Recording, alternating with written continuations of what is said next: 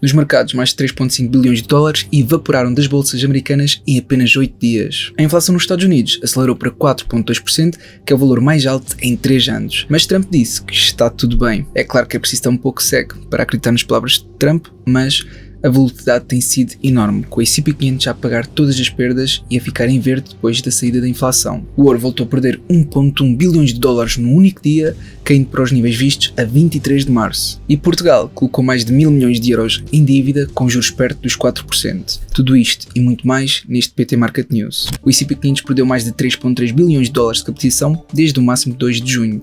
E a Nasdaq está apenas a 3% de entrar em território de correção. A magnitude desta queda em apenas 8 dias é significativa. Foram 2,76 bilhões no S&P 500 e quase 2,6 bilhões na Nasdaq. Por outro lado, a volatilidade nas últimas sessões tem sido enorme. O S&P 500 recuperou todas as perdas e ficou no verde depois da saída do CPI. Portanto, eu vou exatamente tocar nesse ponto, que é sobre a inflação, que os dados do CPI de maio nos Estados Unidos vieram em linha com o que era esperado, mas confirmaram uma aceleração. O valor subiu para 4,2%, sendo o valor mais alto desde 2023. A subida foi justificada quase inteiramente pela energia, porque a inflação energética disparou 23,5% face ao ano passado e a gasolina a subir de forma agressiva. O problema é que o consumidor americano está agora a enfrentar juros de hipoteca acima dos 7%, uma inflação acima dos 4,2% e uma perda de 30% no poder de compra do dólar desde 2020. E o ouro, que nós utilizamos como ativo de refúgio, que tinha estado em modo foguetão, agora sofreu uma queda significativa, quase 4% numa única sessão,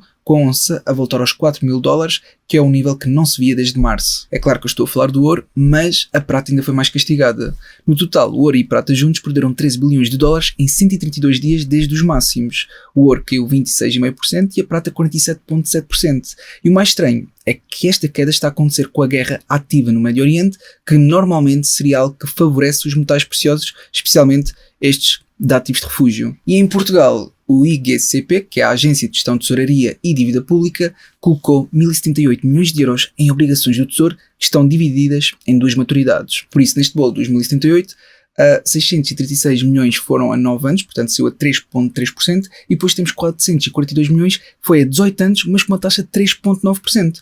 Uma procura de 2 a 2,3 vezes maior que a oferta. E já que estou a falar de obrigações e de dívida pública, aproveito também para agradecer à Firmitifor por apoiar este vídeo, sendo que eles têm vários instrumentos financeiros, como ações, ETFs, obrigações, entre outras, em bolsas como a Nasdaq, New York Stock Exchange e mais, sendo que eles também têm várias ferramentas que permitem auxiliar na respectiva análise. No que toca às notícias no mercado de ações, o volume de negociação dos ETFs alavancados e inversos nos Estados Unidos disparou para 90 mil milhões de dólares numa única terça-feira, representando o valor mais alto de sempre. Só para teres uma noção, em 12 meses este valor triplicou, o que é um sinal de quanto a especulação está extrema. Por outro lado, a Palantir já caiu 34% desde que Michael Burry anunciou publicamente que estava a investir na queda da ação. O Elon Musk, que foi o primeiro a tornar-se trilionário com o lançamento da SpaceX, veio dizer que o novo chip AI6 da Tesla pode estabelecer um recorde mundial de inteligência utilizável por wafer. Se isto for verdade, é mais um competidor direto a entrar no espaço dominado pela Nvidia. Entretanto, a OpenAI e a Visa anunciaram uma parceria para permitir que agentes da AI façam compras online. E a Mastercard também entrou no jogo e lançou o Agent Pay for Machines, com parcerias como a Polygon, Ripple e também a Coinbase. E a Tether, que é a empresa por detrás da stablecoin USDT, liderou uma ronda série C de 1,4 mil milhões de dólares na Neurorobotics, que é uma das principais startups alemãs de robótica humanoide. A robótica humanoide está a atrair bastante capital depois da inteligência artificial. E a Eli Lilly voltou a entrar no clube das empresas com valor de mercado acima de $1 bilhão, que em inglês é um 1 trillion. Por outro lado, o sell-off que vimos na bolsa americana espelhou-se até a Ásia.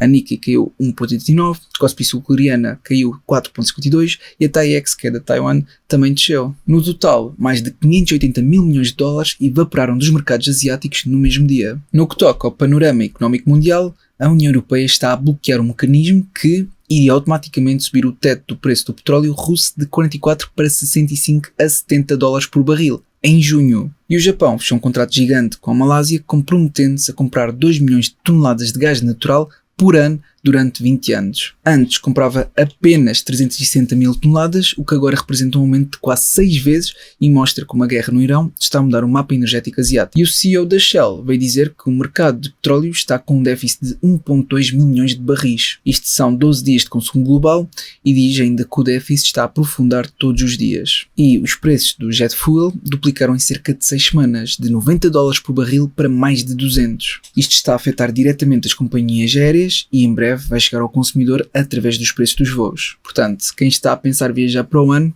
tenha atenção a isto. No campo da geopolítica, Trump revelou que os Estados Unidos tiveram a retirar secretamente milhões de barris de petróleo do Irão, com 22 navios a sair numa noite. E o preço das terras raras explodiram. Temos uma delas que subiu 14.000% desde abril de 2025, outra 450% e outra também subiu 350%, que é resultado direto dos controles de exportação chineses que afetam tudo destes chips, turbinas eólicas e que podem chegar ao consumidor através de preços mais altos em eletrónica. No que toca ao setor das criptomoedas, o Clarity Act, que é a legislação que deveria trazer clareza regulatória ao espaço cripto nos Estados Unidos, está oficialmente em risco. A passagem deste Act é até 4 de julho e parece cada vez mais improvável. E o John De Agostino, da Coinbase, disse que os fundos soberanos estão a aproveitar a queda para acumular Bitcoin a preços mais baixos, dispensando os receios do pânico institucional. Agora, no que toca ao mercado acionista, o índice Buffett revela que está praticamente nos 230%, portanto dos quase 240 para 230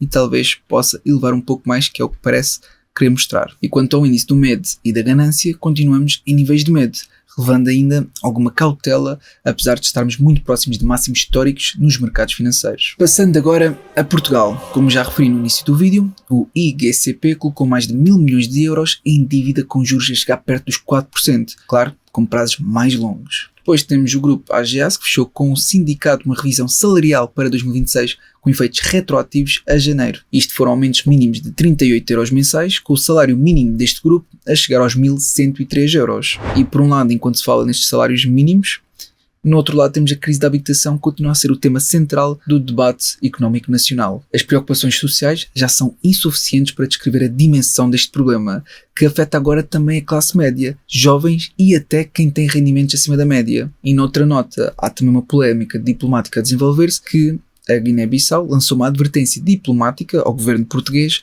depois das declarações do ministro Paulo Rangel sobre a eventual suspensão da Guiné da CPLP. Os militares no poder ameaçam com severas consequências nas relações bilaterais. Por outro lado, Portugal vai também apoiar com 17 milhões de euros a micro, pequenas e médias empresas moçambicanas através do Fundo Empresarial de Cooperação Portuguesa. Só resta saber de que maneira. Portanto, é tudo por este PT Market News. Eu realmente espero que tenha sido útil. Se for, não esqueças de colocar gosto para apoiar e até uma próxima.